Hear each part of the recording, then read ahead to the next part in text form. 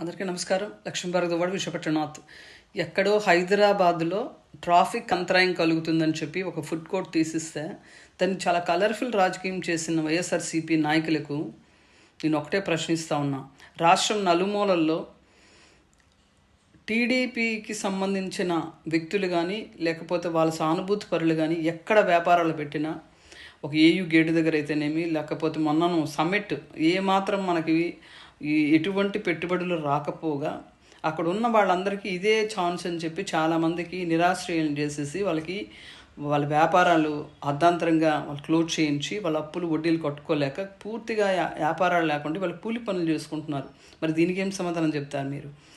అంతెందుకు, లక్ష్మీ భార్గవి అని నేను వైఎస్ఆర్సీపీకి ఎప్పటికప్పుడు ఎండగడుతున్నాను కాబట్టి నా వ్యాపారాలన్నీ క్లోజ్ చేసి నేను ఒక సోషల్ వర్కర్ని ఈరోజు నాకు నిరాశ్రయం చేసేసి నాకు నష్టం కలిగించారు. దీనికేం ఆన్సర్ చెప్తారు? అంటే మీరు చేస్తున్న రాజకీయాలు ఎలా జనాలను అట్రాక్ట్ చేయాలని చేస్తున్న రాజకీయాలని ఎప్పటికైనా గ్రహించండి. మీ రాజకీయాలు ప్రజలు తిప్పికొట్టే రోజు ఇవాడు వచ్చింది. సంతోషంగా ఉంది మా అందరికీ.